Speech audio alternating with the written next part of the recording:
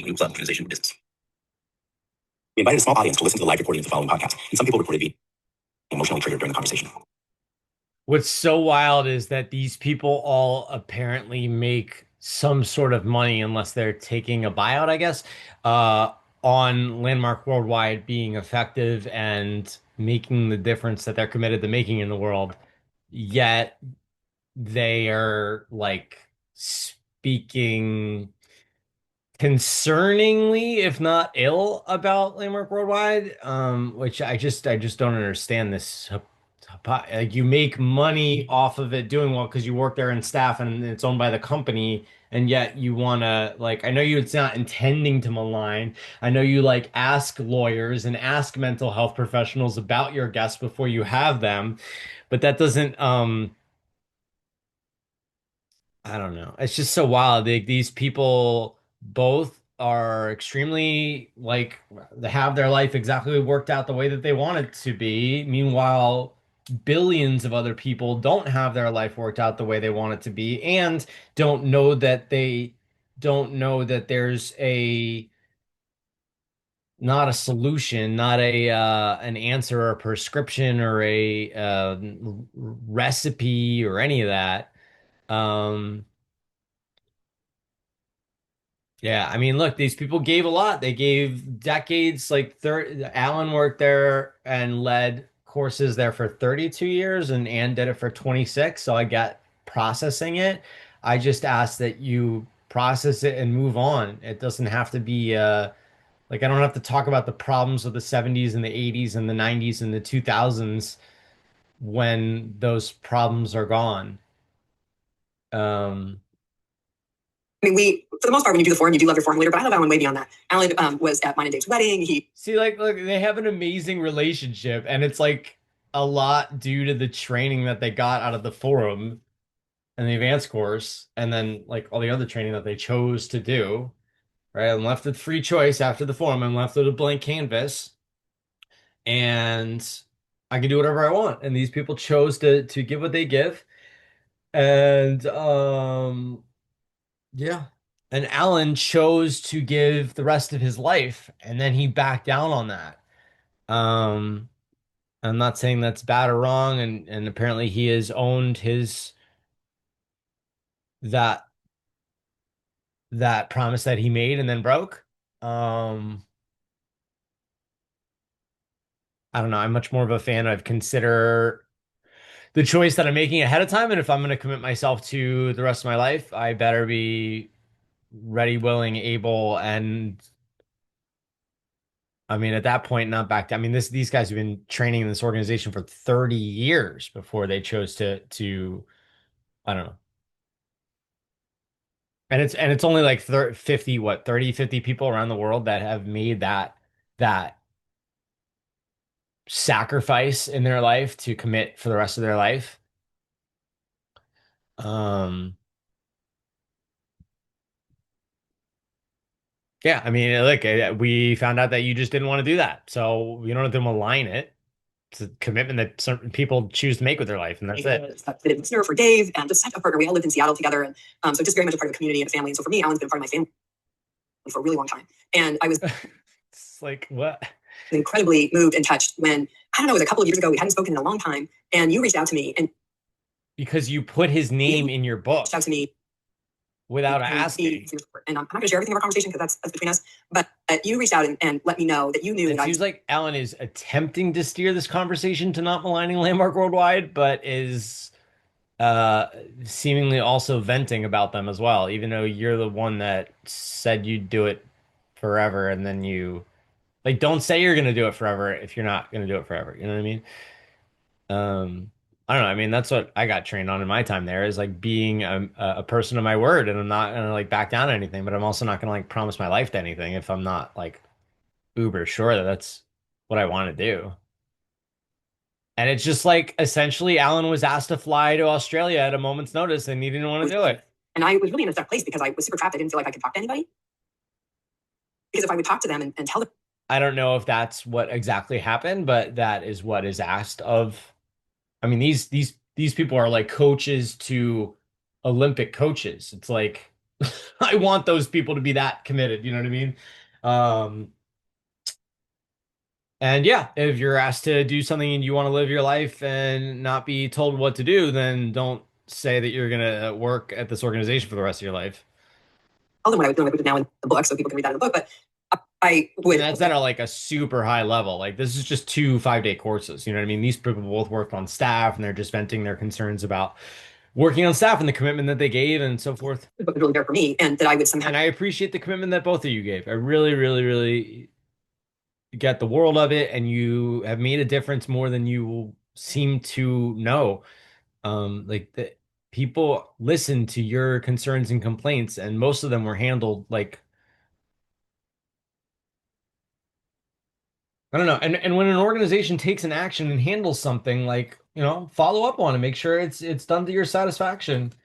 And it seems like it was done to any of Anne's concerns whatsoever. And it seems, financial entanglement is a thing. People are making money off of something. need to harness their experience in their own participation in their own leadership. And I didn't want that. And that's ultimately what my book ends up being about, is trying to Tarnish your leadership and experience. Like, why? I don't understand. reconcile the good with the bad and to reconcile all of that. Reconcile the good and the bad. Like in the first day of the forum, I get that good and bad, right and wrong, true and false, fact and fiction is all sea of opinions anyway. So unless you're gonna tell me like something that was actually bad, like this person who was like the president told me X, Y, and Z. If you're not going to get that specific about things, then I just don't like what I don't know what we're talking about. We can't just call things bad when they're And I wanted to kind of pay the way. That was one of the reasons I wrote the book. Hello, this is Lee. Great, what's up? What are you selling? Yeah, remember we spoke about the website that you said. Oh yeah. I need like 5 more days. Gotta go. Bye. The book when I did. And Alan was a part of my beginning deconstruction journey, if you will. I'm now learning all these cool terms, Alan. But just deconstructing, like, what really had I been a part of? What had I done? What had I not done? What was real? There are all those questions that come up when you get. Yeah, I mean, in the advanced course, I got the test for reality, so I, for the rest of my life, know exactly how to figure out what's real. New information about all kinds of things. I mean, we have. Yeah, she's talking about how she like read Werner Erhard's slanderous biography written by someone that wanted to tear him down. And that's the new information. I get how that could be concerning for you. And if you just found that out that that book was published by someone that wanted to take him down and is slanderous, then great, take that new information, and that's your new information. Beliefs and points of view, and then at different points in our life, something happens that shakes our view. And fundamentally, the landmark forum actually does that. That's what happens when you do the landmark forum. It changes, it kind of shakes up. Yeah, so I don't know. It's just like she talks so much good stuff about it, and then like brings up these like random words like abuse or manipulation or concern or bad, and never gets to explain exactly what she means by that.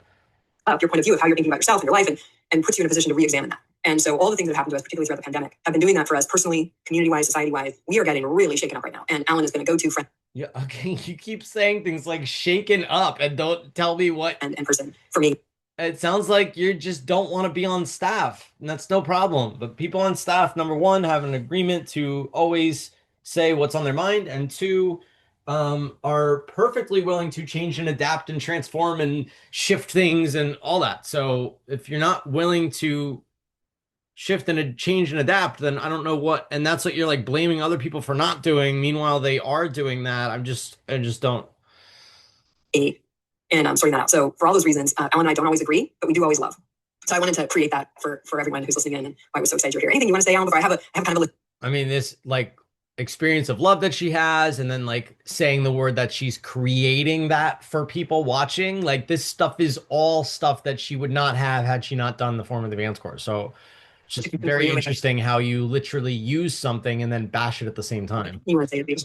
It was, I listened. And I know you say you're not intentionally bashing, and you did get value out of it. And I just you don't, you just told me that you don't actually resonate with the distinction of completion anymore. So I'm just so confused what you mean by that. You want to be incomplete, you want to be I don't understand how you could get a distinction like completion, like something that was irking you for decades or years or months or whatever, and then you like are like fully give that thing up and it no longer impacts you. Like that's, and then I have a weight lifted off my shoulders and I'm free to do like every other thing that's so important in my life. I don't understand how you could like see that as something once you really get that, and that takes the full 5 days to really get that. I don't know. And, Like you how would you then go back and say, no, that I want to have stuff that's I don't know. You still have it like they're doing something that's inappropriate or something, and it's like, or you'll talk about lawsuits, and all I can find is them winning lawsuits. It's like, okay, guys. acknowledge me in your book, of course. So, I read Or like they don't talk enough about the body. It's like I don't know what okay, I get that. And they specifically chose not to cover the body because then they would be doing like literally everything, and then they would be accused of, I don't know, trying to be godlike or Jesus-like or something. Um, and like the body is a whole nother like science is involved, and all sorts of doctorates and stuff that they chose not to be involved in. But either way, I am like 100 times more, and more would be a comparison, so that's not the right term here, but I am way more in again more I am in tune with my body. Yeah, after the forum I'm in tune with my body, and before the forum I was not. the book. And Anne saying that she dealt, I don't know if it's this video or another one, that she dealt with autoimmune disease or disorder. Um, so knock wood, you get complete with your frustration or upset with Landmark, that you no longer need to slander them or say concerns about them, or not to say that if you don't have a concern you can't bring it to somebody that can make a difference. Like it seems like you guys both have the emails and contact informations of the president. You keep saying the name Mick. um and you did apply to be on the board, Alan, so, and you didn't get it, and I don't know, then you chose to leave just because you didn't make the board the first time. It's like, I don't know. But anyway, my point is that you have contacts over there and you can make a difference over there, and maybe some of the challenges that you're having are more from you and they're not really a problem at the organization, and that you're kind of like, I don't know, making a mountain out of like some imaginary molehill.